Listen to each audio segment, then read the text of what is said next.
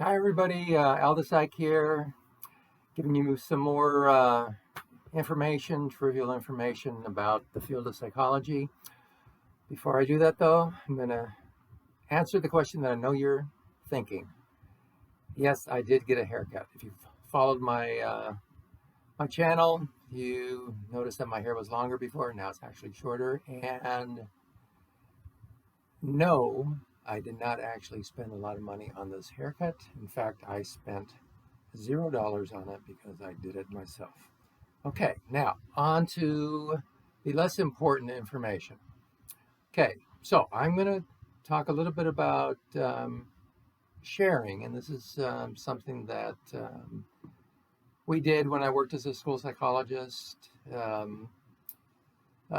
worked with a lot of special needs students with intellectual disabilities, students on the autism spectrum, and I also was lucky enough to work with a lot of really good teachers and paraprofessionals, the aides, in the classroom. And sometimes they would work on sharing uh, tasks with the students.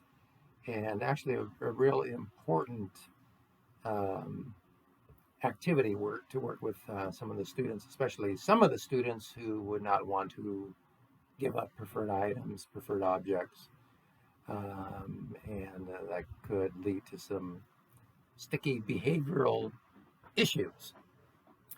So, what the teacher and the aides would do, they'd make note of what particular objects, items that the students preferred. So there might be a preference that they would like, and they would make note of that. So, the students would have their highly preferred object, and then maybe just a preferred object, and then maybe a neutral object, and one that they didn't even care about. That sort of hierarchy that they would establish for the students.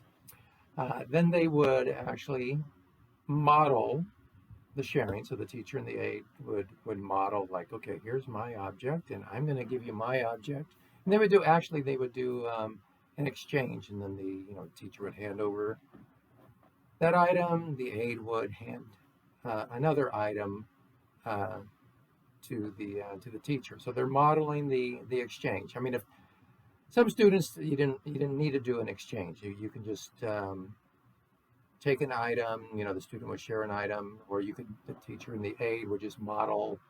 The teacher just giving the item without receiving something in return. So there's different methods that were used, and some of the students really needed to work slowly on this. So the trick was, okay, for those students who really didn't like to give up a preferred object or a preferred item, they would use an exchange.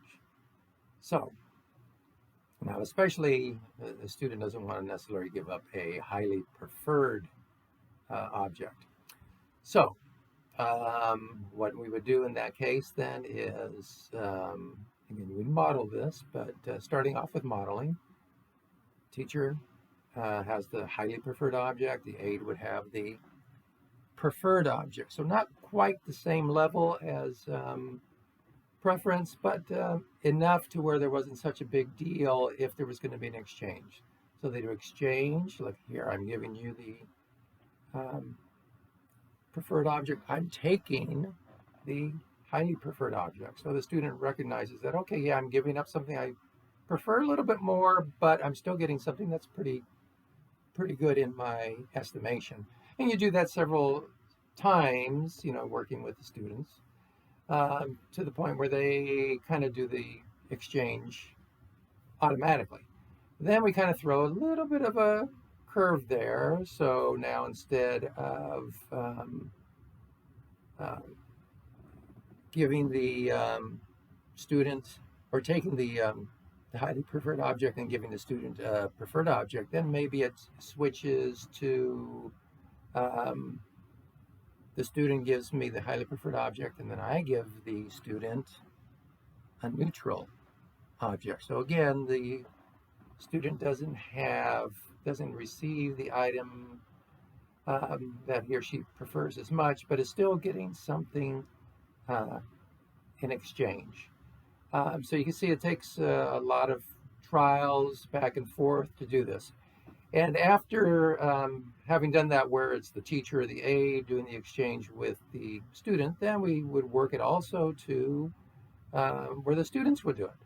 So student A, who maybe had this highly preferred object, and student B maybe had a preferred object. Okay, so they would do the exchange.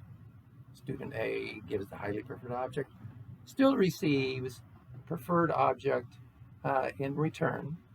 And then the students would actually, since they've been observing the modeling over time now, they kind of understand that, okay, this is the way it works. And then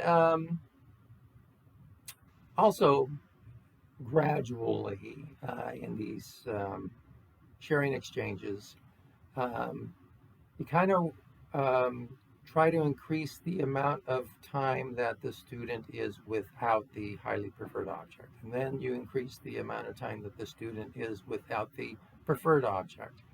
And you increase the amount of time the student's just with the neutral object. So that in that way we're slowly getting the student to understand that, yeah, okay, I can actually tolerate for a relatively long period of time sitting here without my preferred object and actually, you know, giving up a preferred object and receiving an object of less preference.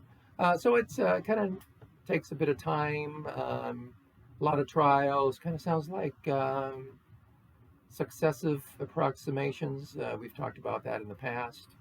So let me see if there's anything I'm missing. There's other information that I can go over, but I'm going to actually talk about that in another presentation.